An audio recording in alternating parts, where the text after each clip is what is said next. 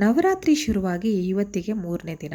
ಆದರೆ ನವರಾತ್ರಿಯ ಉಪವಾಸದ ಬಗ್ಗೆ ವಿಡಿಯೋನ ನಾನು ಇವತ್ತು ಹಾಕ್ತಾ ಇದ್ದೀನಿ. ಯಾಕೆ ಅಂತ ಹೇಳಿದ್ರೆ ನನಗೆ ಸುಮಾರು ಜನ ಡೌಟ್ಸ್ಗಳನ್ನ ಕೇಳಿದ್ರಿ. ನವರಾತ್ರಿನಲ್ಲಿ ಉಪವಾಸ ಹೇಗೆ ಮಾಡಬೇಕು, ಅದ್ರ ಬಗ್ಗೆ ಡೀಟೇಲ್ಸ್ ಕೊಡಿ, ಏನು ತಿನ್ನಬೇಕು ಏನು ತಿನ್ನಬಾರ್ದು ಅಂತ ಕೇಳಿದ್ರು.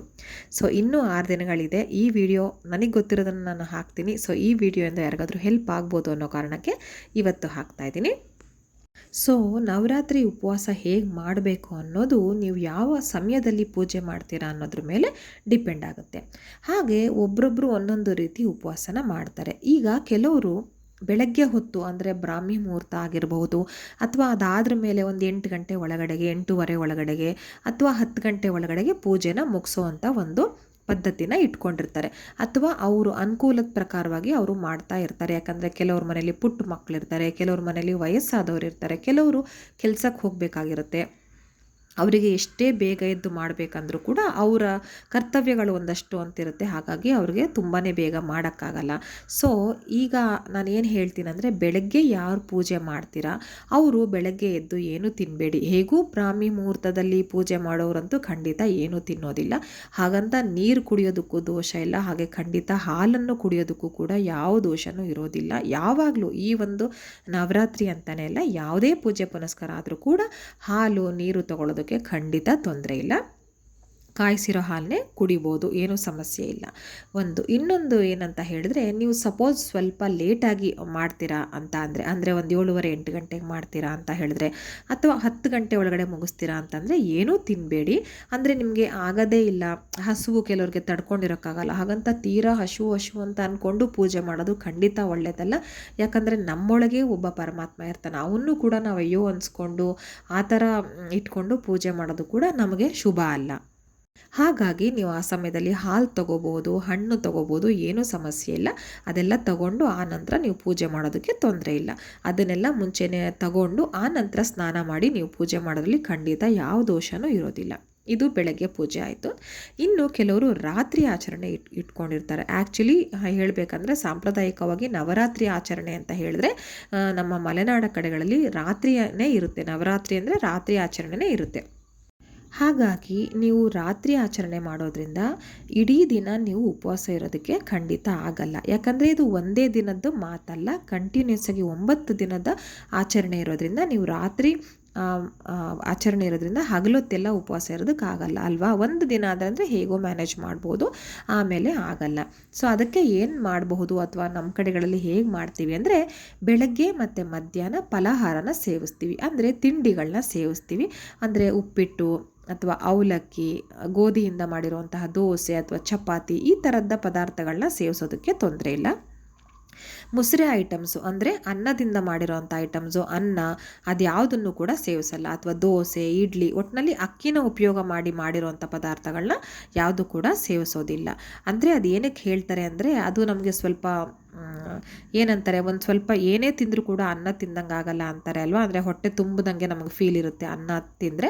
ಸೊ ಅಷ್ಟು ತುಂಬಿಸ್ಕೊಂಡು ನಾವು ಪೂಜೆನಲ್ಲಿ ನಮಗೆ ಸಂಪೂರ್ಣವಾಗಿ ಪೂಜೆನಲ್ಲಿ ಮಗ್ನರಾಗೋಕ್ಕಾಗಲ್ಲ, ಅಥವಾ ದೇವ್ರ ಬಗ್ಗೆ ನಾವು ಅಷ್ಟು ಆಗಕ್ಕಾಗಲ್ಲ ಅನ್ನೋ ಕಾರಣಕ್ಕೆ ದೇವ್ರ ಪೂಜೆಯಲ್ಲಿ ಗಮನ ಇಟ್ಕೊಳ್ಳೋಕ್ಕಾಗಲ್ಲ. ಒಂಥರ ಸೋಮಾರಿತನ ಬರುತ್ತೆ ಹೊಟ್ಟೆಯಲ್ಲಿ ಅಷ್ಟು ಫುಲ್ಲಾಗಿದ್ದರೆ ಅನ್ನೋ ರೀಸನ್ಗೆ ಇದನ್ನು ತಿನ್ನಲ್ಲ. ಆ್ಯಕ್ಚುಲಿ ನಿಮ್ಮ ಕೈಲಿ ತಡೆಯೋಕ್ಕಾಗತ್ತೆ ಅನ್ನೋರಾದರೆ ಅಷ್ಟು ದಿನಗಳು ಕೂಡ ಬೇಕಿದ್ರೆ ನೀವು ಹಣ್ಣು ಹಂಪಲು ತಿನ್ಕೊಂಡು, ಹಾಲು ಕುಡ್ಕೊಂಡು, ಅಥವಾ ಕಾಫಿ ಟೀ ಏನೂ ತೊಂದರೆ ಇಲ್ಲ, ಅದೆಲ್ಲ ತಗೊಂಡು ಉಪವಾಸ ರೀತಿಯಲ್ಲಿ ಮಾಡ್ಬೋದು.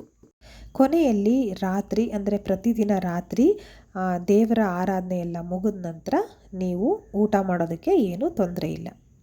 ಹಾಗೆ ಇನ್ನೂ ಒಂದು ರೀತಿ ಉಪವಾಸ ಹೇಗೆ ಮಾಡಬಹುದು ಅಂತ ಹೇಳಿದ್ರೆ, ಒಂದು ಹಣ್ಣು ಹಂಪಲು ತಿನ್ನೋದಾಯಿತು, ಒಂದು ಹಾಲು ಆ ಥರ ಕಾಫಿ ಟೀ ಕುಡ್ಕೊಂಡಿರೋದಾಯಿತು, ಇನ್ನೂ ಒಂಥರ ಬೆಳಗ್ಗೆ ಮಧ್ಯಾಹ್ನ ನೀವು ಫಲಾಹಾರ ತಗೊಂಡು ಇರುವಂಥದ್ದಾಯಿತು, ರಾತ್ರಿ ಊಟ ಮಾಡೋದಾಯಿತು. ಈ ರೀತಿ ಉಪವಾಸದ್ದಾದರೆ ಇನ್ನೂ ಒಂದು ರೀತಿ ಏನು ಅಂತ ಹೇಳಿದ್ರೆ, ಬೇಯಿಸಿರೋವಂಥ ಆಹಾರಗಳನ್ನ ತಗೊಳ್ಬಾರ್ದು. ಅಂದರೆ ನೀವು ಹಸಿ ಆಹಾರಗಳನ್ನ ತೊಗೋಬೋದು. ಹಸಿ ಅಂದರೆ ಯಾವ ಥರ, ಏನು ಆಹಾರ ಅಂತ ಹೇಳಿದ್ರೆ, ಅವಲಕ್ಕಿನ ತೊಗೋಬೋದು. ಅವಲಕ್ಕಿನ ಜಸ್ಟ್ ತೊಳೆದು ಅದಕ್ಕೆ ಮೊಸರು ಬೆಲ್ಲ ಹಾಕ್ಕೊಂಡು, ಅಥವಾ ಮೊಸರು ಸಕ್ಕರೆ ಹಾಕ್ಕೊಂಡು ತಿನ್ಬೋದು.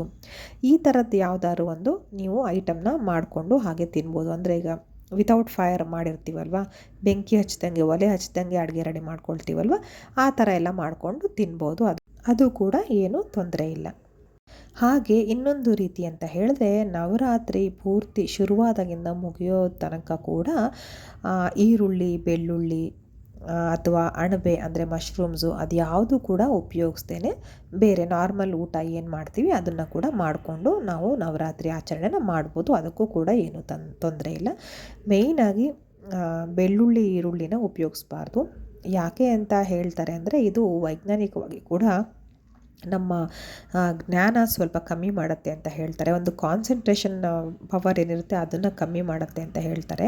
ಹಾಗಾಗಿ ಈ ಥರ ಒಂದು ಅಂದರೆ ನಾವು ದೇವ್ರ ಮೇಲೆ ಆವಾಗ ನಮ್ಮ ಫೋಕಸ್ ಇರೋ ದೇವ್ರ ಮೇಲೆ ಹಾಕಬೇಕಂತ ಹೇಳ್ತಾರೆ. ಕಂಪ್ಲೀಟಾಗಿ ನಮ್ಮ ಗಮನ ಧ್ಯಾನ ಎಲ್ಲ ಆ ಕಡೆ ಇರಬೇಕು. ಹಾಗಾಗಿ ಆ ಸಮಯದಲ್ಲಿ ಬೆಳ್ಳುಳ್ಳಿ, ಈರುಳ್ಳಿ ಅಥವಾ ಅಣಬೆನ ಕಂಪ್ಲೀಟಾಗಿ ಅವಾಯ್ಡ್ ಮಾಡಿದ್ರೆ ತುಂಬಾ ಒಳ್ಳೆಯದು. ಇದು ಒಂದು ಶ್ರೇಷ್ಠ ರೀತಿಯ ಉಪವಾಸ ಅಂತಲೇ ಹೇಳಬಹುದು. ಆದರೆ ಇದರಲ್ಲಿ ಕೆಲವ್ರಿಗೆ ಎಕ್ಸೆಪ್ಷನಲ್ ಇರುತ್ತೆ. ಏನಂದರೆ ಪುಟ್ಟ ಮಕ್ಕಳು ಅಥವಾ ವಯಸ್ಸಾದವರು ಅಥವಾ ಆರೋಗ್ಯ ಸರಿ ಇಲ್ಲದಿರೋರು ಇವ್ರಿಗೆಲ್ಲ ಏನೂ ತೊಂದರೆ ಇಲ್ಲ. ಇದು ಯಾವುದೇ ರೀತಿ ರಿಸ್ಟ್ರಿಕ್ಷನ್ಸ್ ಅವ್ರುಗಳಿಗೆ ಇರೋದಿಲ್ಲ. ಇನ್ನು ಕೆಲವ್ರಿಗೆ ಏನೇ ಮಾಡಿದ್ರು ಅಂದರೆ ಹಣ್ಣು ಹಂಪಲು ಹಾಲು ಅದರಲ್ಲಿ ಹಸು ತಡೆಯೋಕ್ಕಾಗಲ್ಲ ಅನ್ನೋರು ಏನೂ ತೊಂದರೆ ಇಲ್ಲ. ಹೊಟ್ಟೆ ತುಂಬ ತಿಂದರೆ ನಮಗೆ ಪೂಜೆ ಮಾಡೋದು ತಪ್ಪು ದೋಷ ಅಂತ ಖಂಡಿತ ಏನಿಲ್ಲ. ತಗೊಳ್ಳೋದನ್ನೇ ಸ್ವಲ್ಪ ಕಡಿಮೆ ತಗೊಳ್ಳಿ ಅಷ್ಟೇ. ಅಂದರೆ ನೀವು 4 ಚಪಾತಿ ತಿನ್ನೋ ಕಡೆ 2 ಚಪಾತಿ ತಗೊಳ್ಳಿ, ಅಥವಾ ಒಂದು 2 ಬೌಲು ಅನ್ನ ಊಟ ಮಾಡೋ ಕಡೆಗೆ 1 ಬೌಲ್ ಊಟ ಮಾಡಿ, ಅಥವಾ 4 ದೋಸೆ ತಿನ್ನೋ ಕಡೆಗೆ 2 ದೋಸೆ ತಿನ್ನಿ. ಈ ರೀತಿ ಏನಾದರೂ ಮಾಡಿಕೊಂಡು ಪೂಜೆ ಮಾಡೋದ್ರಲ್ಲಿ ಏನೂ ತೊಂದರೆ ಇಲ್ಲ. ಯಾಕಂದರೆ ಕೆಲವ್ರಿಗೆ ಅದು ತಡೆಯೋದಕ್ಕೆ ಆಗಲ್ಲ. ಸೊ ಅಂಥವ್ರು ಏನು ಮಾಡೋದಕ್ಕೂ ಆಗೋದಿಲ್ಲ. ಈ ಉಪವಾಸ ಮಾಡುವಾಗ ಇನ್ನೊಂದು ಮುಖ್ಯ ಒಂದು ಅಂಶನ ನೀವು ಗಮನದಲ್ಲಿಟ್ಕೋಬೇಕು. ಯಾರೇ ಮಾಡಲಿ, ಯಾವ ವಯಸ್ಸಿನವರೇ ಮಾಡಲಿ, ಒಂದು ವಿಷಯ ಬಹಳ ಮುಖ್ಯ ಅಂತ ಹೇಳಿದ್ರೆ, ನೀವು ಉಪವಾಸ ಮಾಡೋದಕ್ಕೂ ಮುಂಚೆ ಒಂದು ಸಂಕಲ್ಪನ ಮಾಡ್ಕೋಬೇಕು. ನೀವು 2 ದಿನ ಉಪವಾಸ ಇರ್ತೀರಾ ಅಥವಾ 3 ದಿನ ಉಪವಾಸ ಇರ್ತೀರಾ ಅಂದರೆ ಹಾಗೆ ಯಾವ ರೀತಿ ಉಪವಾಸ ಇರ್ತೀರಾ? ಬರೀ ಹಣ್ಣು ಹಂಪಲು ತಿನ್ಕೊಂಡಿರ್ತೀರೋ ಅಥವಾ ಮುಸ್ರೆ ಪದಾರ್ಥಗಳು ಅಂದರೆ ಅಕ್ಕಿ ಪದಾರ್ಥಗಳ ಸೇವನೆ ಮಾಡೋದಿಲ್ವೋ, ಅಥವಾ ಏನು ಬರೀ ಫಲಾಹಾರ ಮಾಡ್ಕೊಂಡಿರ್ತೀರೋ, ಯಾವ ರೀತಿ ಮಾಡ್ತೀರಾ, ಹಾಗೆ ಎಷ್ಟು ದಿನ ಮಾಡ್ತೀರಾ ಅಂತ ಹೇಳಿ ನವರಾತ್ರಿ ಶುರುನಲ್ಲಿ ಅಥವಾ ನೀವು ಒಂದು 3 ದಿನ ಆದಮೇಲೆ 4ನೇ ನವರಾತ್ರಿಯಿಂದ ಶುರು ಮಾಡಿದ್ರೆ ಅಥವಾ 5ನೇ ನವರಾತ್ರಿಯಿಂದ ಅಥವಾ 1 ದಿನಕ್ಕೆ ಯಾವ ರೀತಿ ಮಾಡ್ತೀರಾ ಅನ್ನೋದನ್ನು ದೇವ್ರ ಮುಂದೆ ಸಂಕಲ್ಪ ಮಾಡ್ಕೊಳ್ಳಿ. ಹಾಗೆ ಸಂಕಲ್ಪ ಮಾಡಿಕೊಂಡ್ರ ಮೇಲೆ ಅದನ್ನು ಖಡಾಖಂಡಿತವಾಗಿ ನೀವು ಫಾಲೋ ಮಾಡಲೇಬೇಕು. ಅದನ್ನು ಮಾತ್ರ ನೆನ್ಪಿಟ್ಕೋಬೇಕು. ಸುಮ್ಮನೆ ಏನೋ ಒಂದು ಮನಸ್ಸಿಗೆ ಬಂತು ಈ ರೀತಿ ಮಾಡ್ಕೋಬೇಕು ಅಂತ ಹಾಗೆ ಮಾಡ್ಕೊಂಡ್ವಿ, ಆಮೇಲೆ 2 ದಿನ ಮಾಡಿದ್ವಿ, 3ನೇ ದಿನ ಉಪವಾಸ ಮಾಡೋಕ್ಕಾಗಲಿಲ್ಲ ಅನ್ನೋ ರೀತಿಯೆಲ್ಲ ಖಂಡಿತವಾಗ್ಲೂ ಮಾಡಬಾರ್ದು. ನೀವು ಎಷ್ಟು ದಿನ ಸಂಕಲ್ಪ ಹೇಳ್ಕೊಳ್ತೀರಾ ಉಪವಾಸದ ವ್ರತಕ್ಕಾಗಿ ಅಥವಾ ಏನೇನು ರೀತಿ ಉಪವಾಸ ಇರ್ತೀವಿ ಅಂತ ಹೇಳ್ಕೊಳ್ತೀರಾ ಅದನ್ನು ಹಾಗೆ ಫಾಲೋ ಮಾಡಬೇಕು. ಅಕಸ್ಮಾತ್ ಆಗಲ್ಲ ಅನ್ನೋರು ದಯವಿಟ್ಟು ಯಾವುದೇ ರೀತಿ ಸಂಕಲ್ಪ ಮಾಡ್ಕೊಳ್ಬೇಡಿ. ಉಪವಾಸ ಇರ್ತೀರಾ ಹಾಗೆ ಮಾಡ್ತಾ ಹೋಗಿ.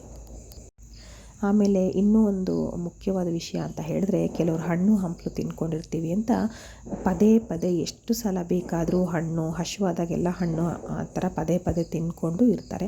ಖಂಡಿತ ಆ ರೀತಿ ಮಾಡಬಾರ್ದು. ಎಲ್ಲದಕ್ಕೂ ಒಂದು ಸಿಸ್ಟಮ್ಯಾಟಿಕ್ ಅಂತ ಇರಬೇಕು. ಸೊ ನೀವು ಬೆಳಗ್ಗೆ ಒಂದು ಸ್ವಲ್ಪ ಹಣ್ಣು ತಿಂತೀರ, ಸ್ವಲ್ಪನೋ ಜಾಸ್ತಿನೋ ಎಷ್ಟು ನಿಮ್ಮ ಏನು ಅಂದ್ಕೊಂಡಿರ್ತೀರ, ಒಂದು ಬೌಲ್ ಫುಲ್ 2 ಬೌಲ್ ಫುಲ್ ಆ ಥರ ಹಣ್ಣು ತಿಂತೀರ ಅಷ್ಟೇ, ಅಲ್ಲಿಗೆ ನಿಲ್ಲಿಸಿ. ಮತ್ತು ಮಧ್ಯಾಹ್ನ ಇನ್ನೊಂದು ಇಂಟರ್ವಲ್ನಲ್ಲಿ ಇನ್ನೊಂದು ಬೌಲ್ ಹಣ್ಣು ಅಥವಾ ಏನು ತಿಂತೀರ ಅದನ್ನು ತಗೊಳ್ಳಿ. ಹಸಿವಾಯಿತು ಅಂಥೇಳಿ ಪದೇ ಪದೇ ತಿಂತಾನೆ ಇದ್ದರೆ ಮತ್ತೆ ಆ ಉಪವಾಸಕ್ಕೆ ಒಂದು ಲೆಕ್ಕ ಬರೋದಿಲ್ಲ.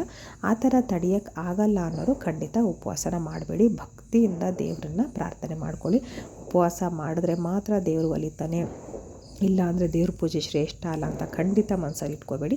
ಭಕ್ತಿ ಭಾವದಿಂದ ಶುದ್ಧವಾಗಿ ಮಾಡಿ. ಅದೊಂದು ಮಾತ್ರ ತುಂಬ ಮುಖ್ಯ. ಬಹಳ ಶುದ್ಧವಾಗಿ ಈ ಒಂದು ನವರಾತ್ರಿನ ಆಚರಣೆ ಮಾಡಿ. ನಿಮ್ಮೆಲ್ರಿಗೂ ಈ ವಿಡಿಯೋ ಸಹಾಯ ಆಗಿದೆ ಅಂತ ಅಂದ್ಕೊಳ್ತೀನಿ. ಎಲ್ರಿಗೂ ಧನ್ಯವಾದಗಳು.